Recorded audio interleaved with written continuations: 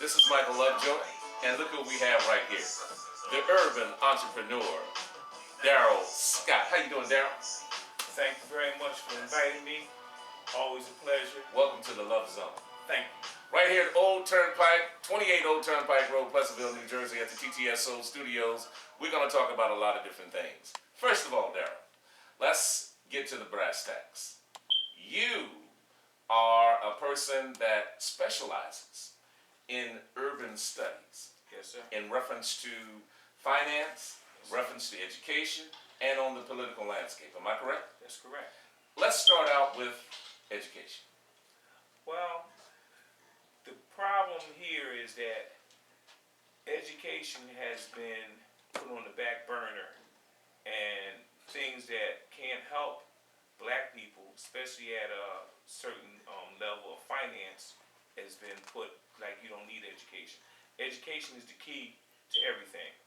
The more you're informed, the more you can do, not only for yourself, but for your community and your family. I agree 100%. So you're echoing the old tenet that education or knowledge is power. True, without a doubt. If you can't inform not only your family and yourself, how can you move forward in a modern society? The problem is that we don't have the resources to educate our people as far as like entrepreneurship or vocational training. Regular school training is to make you become a worker. It's not giving you the option to be an entrepreneur, to create an infrastructure of businesses in the community. So you're saying that business model, or excuse me, that model of education, Yes, it is outdated? it's outdated, and it's really mismatched training for the 21st century. How so? Basically, today's individual has to become an entrepreneur. You can take other ethnic groups, as far as Asians, Pakistanis, even now some Spanish. They're not looking towards anything else except entrepreneurship, more so than anything. Indians, Dunkin' Donuts, Subway subs. Asians, dry cleaners, food markets, produce markets. Yes, sir. Yes, sir. So you're saying that the entrepreneurship is the gateway to independence. Without a doubt, an entrepreneur will make way more money than a person on a regular job. Well, this is the tenet that is being taught right now. Go to school, go to college, so you can get a job. Exactly. Now, Obama and everyone else out there, Biden, all of the political people are talking about jobs for Americans. But let's understand, is there or are there jobs for Americans at this particular point in time with this educational model that we have right now? Well, let's stick with what we know. The black community right now, 21st century, May 2014, 13.7% unemployment. National average is supposed to be between 6.7 and 7%.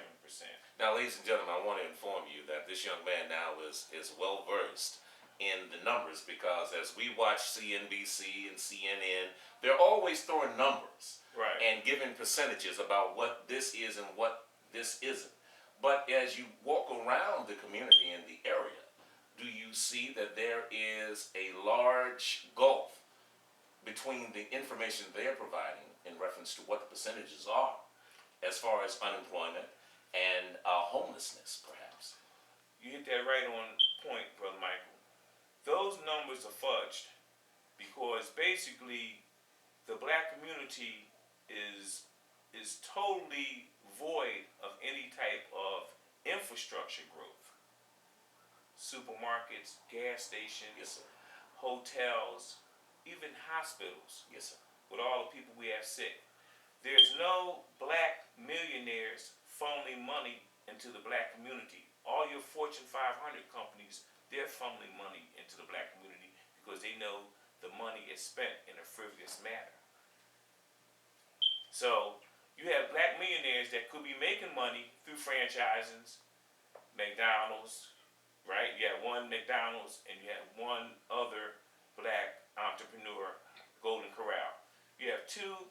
entrepreneurs in an area that has billions of dollars coming through it. Only two. Both of them have franchises. Isn't that enough to show you that a franchise is a model for black people? Understandably so, sir. And every time I pass by the restaurant or pass by that McDonald's, it's always packed. But it's only two for an area that has casinos and other infrastructure being built, and there's no black people other than those two that are reaping some of the profits of entrepreneurship. Well, let's understand now. There's an old scripture that says, "A fool and his money will soon part ways." Are you saying that we have been misled? Been misled, been misguided, been bamboozled, and been hoodwinked, far as not knowing and understanding that America is not a country, America's a business. America is a business. It was a business from the inception. Every city is incorporated. You drive up to a city, you see incorporated in 1792. Exactly. 1857, I think that's when Atlantic City was in. America's a business. It's not a country. Well, on that note, I'd like to take the opportunity to ask you this.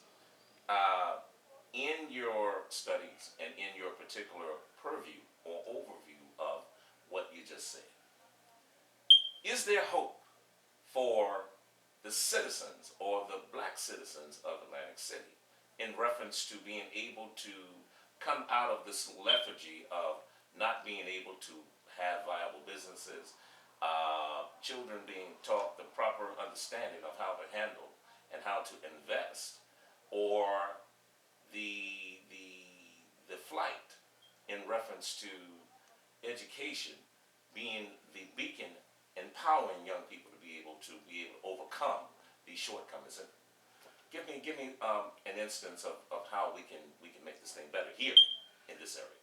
That is a good question, and I have the solution. First of all, what we have to understand is that we have powers in our consumption. We're the biggest consumers in America. Yes, sir. When you see immigrants set up businesses, they always set them up in black neighborhoods because we don't have communities, because communities, they put a halt on. You have too many barbershops. You have too many corner stores. So we have what it takes far as the money has not been directed in a unified format. Exactly. Towards franchising or some type of infrastructure type business. Well, I want to key in on what you said. The money has not been directed. The money has not been, the money's not aggregated. That's the word. We have the money. The money has to be aggregated. We have to say, okay, we're going to meet here at the urban bookstore, and every week I'm going to give Brother Monty $20, and Brother Michael is going to pick up the money. You're going to get a receipt, and we're going to take it, and we're going to have a bank account for building some type of business or buying a plaza. We have the money, but we have to get the people to realize that we have to aggregate our money for one particular goal, one at a time. Well, understandably, I come to understand that there is perhaps a disfocus on getting two camps to come together. The ones with the knowledge and the know-how, and those with the finances to finance what it is that those who have the knowledge to be able to get a particular project or something done. Knowledge and finances. You talk about that. Okay. I just gave you a good way of doing it at a grassroots level. Yes. Because we have plenty of athletes, professional people that have the finances that could spearhead this themselves. Yes, sir. But a lot of them are scared because they work in the Fortune 500 arena, and they're scared, like other people are not. If we do something for our people, we'll be looked upon as we're not in the fold. Did I put that in a diplomatic term? No, say it like this. Okay, you got a black guy, he's a millionaire, but every time he makes a decision with his finances, whether buying a house or a car, he goes to a Jew or a white man, and he tells him, I don't think that's a good particular investment, at this particular time, especially if it's dealing in his neighborhood. Now, Magic Johnson, he used that model and it worked fine. So the model is out there. You don't have to go to a white man or a Fortune 500 company and ask them to build in your neighborhood. What you have to do is you have to see the vision that is there, the money can be made, and you can employ your own people. Well, is there a vision in Atlantic City or in this area? This area, there is a vision. Whose vision? You and I, Brother Monty, Brother Daryl. The vision is there. The money has to be aggregated. The vision is there. It's in place. Now, can we aggregate the funds and have a vision for our first project? Well, that's the question. Can we aggregate the funds? Now, you're saying that I can understand that there may be a difficulty in getting those who got the funds to aggregate, to come together. Are you saying that we have a problem with this crab in the barrel mentality? Well, I'm going to give you an example, and you're very familiar with the blueprint, the economic blueprint. Yes, sir. Like I said, you say, okay, not $20, $10 a week, $5 a week. You go to the bank, you set up an account, right? At a certain point, you're going to say, we're going to purchase that land over there for $4,000. Now we have something to work with. See, we did it. We didn't mess the money up. Now what's our next project? Okay? How much does it cost to build or start something with one building? It has to be done in baby steps because the people are so used to being hoodwinked and bamboozled, they can't see the long-term ramifications, right. The big picture of yes, working together. Absolutely. So you have to start off small, and the vision is here, but can the money be aggregated? Well, that's the reason why I asked you to come on, because now we want to make that vision more vivid. Okay. And so that the visionaries can see it and then act on it. At this particular point in time, Daryl, do you mind if I take a break? Sure. Pause for the cause. Go ahead. And we want to allow the people to go and do what they need to do and come back to us on the next installment. We want to talk about finances. Okay. We're here in the Love Zone right here with my brother Daryl Scott. And please, let me get you to understand this. You can't have love without joy. I'll see you in 2 and 2.